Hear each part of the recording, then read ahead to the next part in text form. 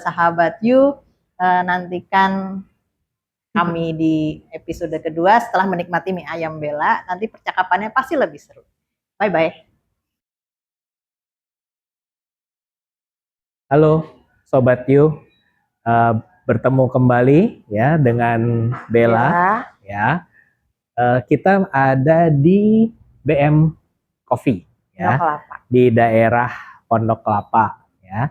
Seperti yang tadi sesi 1 udah disebut bahwa di depan sana ada pusat jajanan pagi. Jajanan pagi, sarapan pagi, Pak. Sarapan pagi, salah satunya adalah mie dari Dapur Mabella. Tadi kita sudah menikmati mie-nya, mantep banget, tapi sayang nggak di-shoot ya, tidak untuk di-shoot dulu.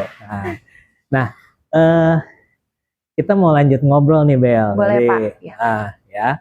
Nah, gini, ini kan kita di Jalan Raya Pondok Kelapa, ya kan? Terus ini juga tempat jajanan sarapan pagi. Sarapan pagi, ya betul.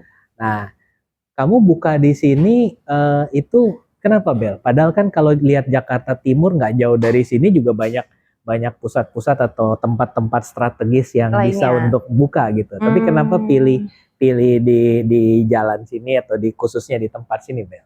Kalau pertama, aku pilih di sini karena domisili dekat dari rumah. Itu satu Pak. Dan yang kedua, sebelum aku masuk ke sini memang terlebih dahulu itu udah kayak ada bubur ayam, pernah sarapan pagi ya, dan itu mereka udah lama, udah bertahun-tahun gitu loh Pak. Jadi aku tuh ngelihat mungkin ada peluang ketika aku masuk di sini karena sebelumnya belum ada mie ayam di pusat jajanan pagi di sini ya, belum ada ya. Jadi aku mereview dulu Pak, maksud aku kayaknya di sini oke ya, aku survei dulu gitu. Jadi deket rumah. Terus juga lihat-lihat survei nih tempat yang rame. Nah kebetulan di sini belum ada mie ayam. Ya, terus aku kayak ngeliat kayak ada peluangnya juga. Dimana tadi sempat diceritain juga bahwa punya resep mie ayam gitu kan dari Mama ya, tadi dengan sesi sebelumnya dengan Bu Ati sudah diceritakan seperti itu. Nah, tapi gini Bel. Saya percaya di jalanan ini kan dari ujung ke ujung ya. Ini kan nggak mungkin nggak ada yang jual mie ayam. Pasti di sebelah mana udah ada mie ayam. Dan mie ayam itu juga merupakan satu makanan yang umum lah gitu.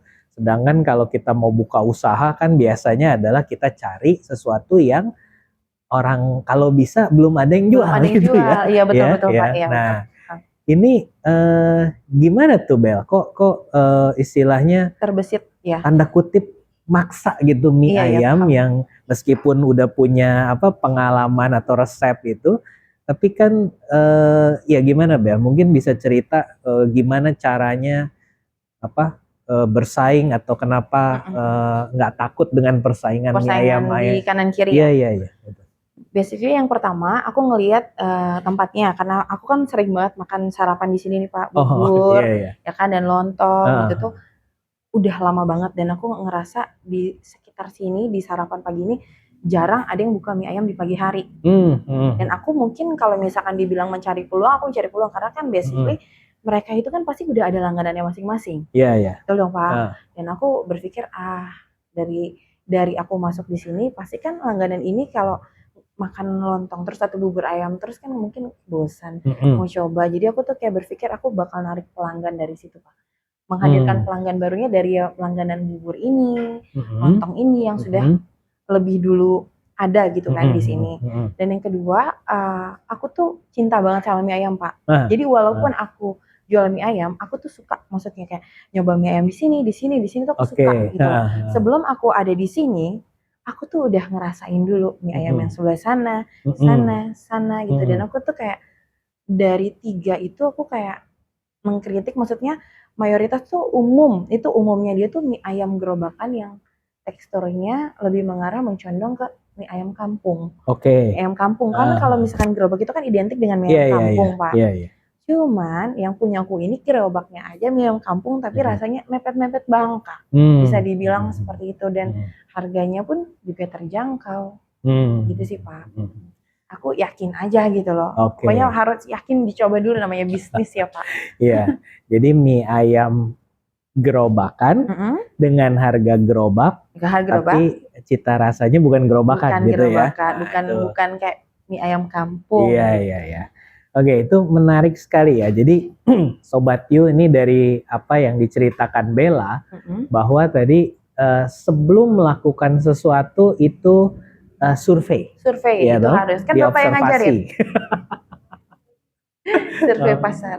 Di survei. Ya, kita maksudnya survei tentu bukan survei yang rumit-rumit ya. Tapi misalnya kita observasi secara sederhana. Oh, di sini persaingannya seperti apa. Terus kita cobain, tadi Bella bilang ya, yang di sana seperti apa rasanya, yang di sebelah sini rasanya seperti apa. Terus kita lihat bahwa kita masih bisa bersaing di ini gitu ya. Nah, tadi dikatakan di cita rasanya gitu ya, bahwa masih ada peluang, ada celah, yaitu mie ayam gerobakan, tapi dengan cita rasa yang bukan gerobakan. Gitu. Itu sekaligus bisa menjadi keunggulan gitu ya, keunggulan ya, dimana yang membedakan mie ayamnya namanya apa tadi? Mie ayam Dapur Mabella Catering. Mie ayam Dapur Mabella Catering ya. Itu berbeda dengan yang di sebelah-sebelah gitu ya. Beda. Oke. Menarik Bel. Menarik. Oke. Nah, apa namanya? Tadi disinggung bahwa ini sederhana, usaha sederhana, kelas sederhana, tanda kutip kelas gerobakan. Nah, bagi sebagian orang kan sederhana itu adalah bisnis yang sederhana, tapi kayaknya identik dengan nggak berkembang gitu ya. Tapi kamu sebagai seorang sarjana administrasi bisnis, itu tentu nggak berpikir demikian. Ya toh, kamu berpikir hal yang sederhana, tapi ini tetap bisa dikembangkan. Nah, boleh tahu nggak Bel? Apa mimpi kamu atau apa pengembangan yang kamu rencanakan dari bisnis yang sebetulnya sederhana ini? Ya, gitu. Ya boleh Pak. Aku awalnya yang seperti aku bilang tadi sama Bu Ati, sebenarnya itu kan peluang ya Pak. Kalau ada peluang kenapa tidak dicoba gitu kan. Nah ini awalnya tuh aku kayak berpikir bagaimana cara aku mengembangkan bisnisku tapi tanpa aku mengeluarkan modal sedikit pun.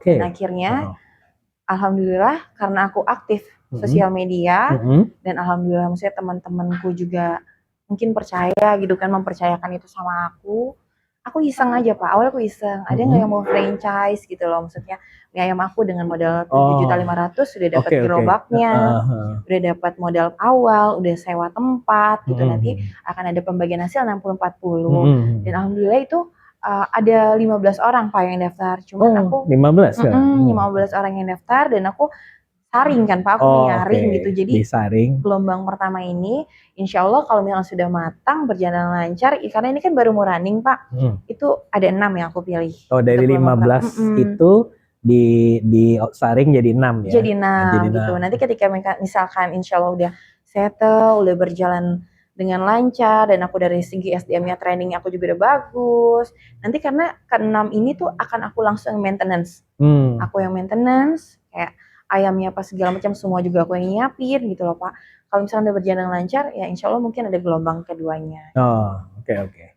Jadi bisnis yang sederhana bukannya berarti tidak bisa berkembang, tidak dikembangkan ya, tapi justru bisa dikembangkan dengan cara yang sederhana pula. Gitu.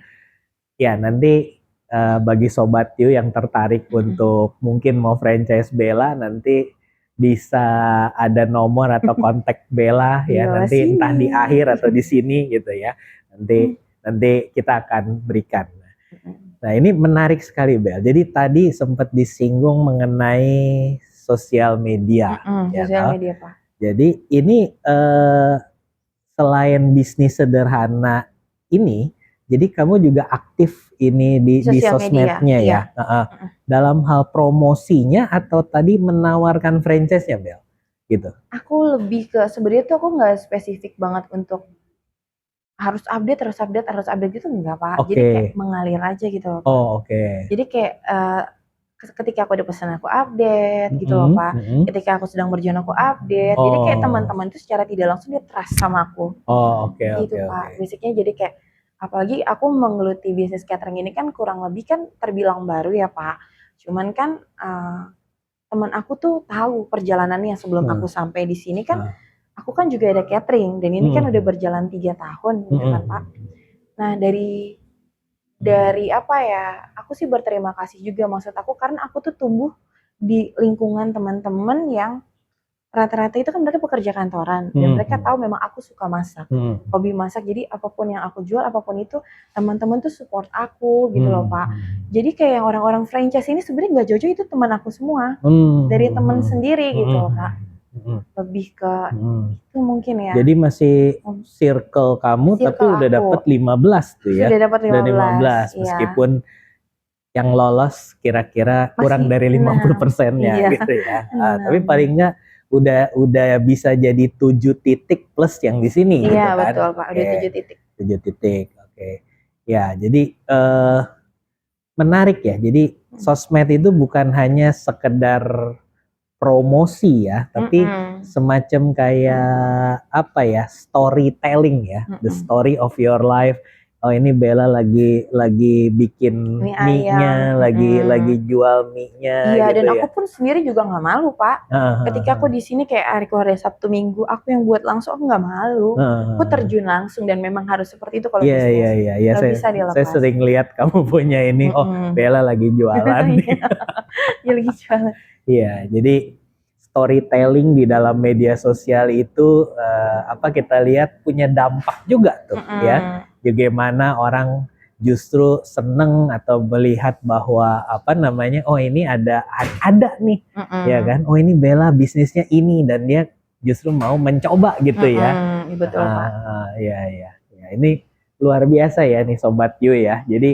Jadi kita bisa melihat bahwa dampak daripada media sosial itu bukan hanya sekedar sebagai sarana promosi ya, tapi bagaimana juga storytelling. Mungkin Bella nge-upload atau memedsoskan itu bukan tujuannya untuk promosi kan, tapi misalnya seperti untuk kayak mungkin ya dokumentasi biasa gitu dokumentasi ya. Biasa, Pak. Dokumentasi biasa tapi akhirnya kemudian memberikan dampak bagi bisnisnya gitu. Oke, menarik gitu ya. Masih mau terima franchise kan ya kalau ada dari pemirsa. Insya Allah nanti gelombang kedua mungkin. Sobat Yu ini yang tertarik bisa ya Bel ya. Bisa. Tuh, ya. Kalau untuk alumni harganya didiskon. Ya, ini bukan ya buat Sobat Yu lah ya, buat Sobat Yu nanti ada diskon khusus. Ada diskon khusus dari Bella. Ya, jadi Sobat Yu kita bisa lihat bahwa pertama Bella melihat peluang dari hal yang sederhana. Jadi peluang itu bukan sesuatu yang kayaknya terlalu hebat atau gimana. Hal sederhana juga bisa menjadi peluang. Gitu. Terus yang kedua adalah kita sebelum melakukan sesuatu kita lebih baik kita survei, kita observasi, kita lakukan riset supaya untuk memberikan kita gambaran mengenai apa yang strategi kita ke depan. Gitu. Betul, Pak. Dan yang ketiga adalah hal-hal yang paling sederhana sekalipun itu bisa kita rencanakan untuk pengembangan. Jadi hal yang sederhana tapi hasilnya bisa luar biasa ya. Oke Bel, thank you banget untuk sharing hal-hal yang luar biasa. Karena aku punya dosen yang luar biasa. Karena aku langsung ditanganin sama Pak Arista dan Bu Ati. Kalau aku nggak sama Pak Arista dan Bu Ati, mungkin aku konsepnya pondasinya nggak akan sekuat ini. Hal yang sederhana bisa memberikan dampak Bella luar biasa. Ya. Itulah yang kami juga begitu. Kami sampaikan hal yang sederhana, tapi kami juga senang bisa membuat Bella begini hebat. Menangis. Oke. Sobat Yu sekalian, mungkin sampai di sini untuk edisi kali ini. Sekali lagi thank you Bel, udah menjamu kita dengan bukan ini ya, tapi dengan mie yang tadi. Yang tadi itu. Ini sengaja nggak kita tampilkan di sini biar Sobat You bisa langsung cek TKP, Penasaran. bisa langsung coba sendiri langsung, terutama kalau pas lagi Bella yang bikinin, itu luar biasa sekali. Anda sekalian bisa mencobanya, ya. Sampai jumpa di episode berikutnya. Please klik like and subscribe untuk membantu pengembangan channel ini. Sampai jumpa di episode berikutnya.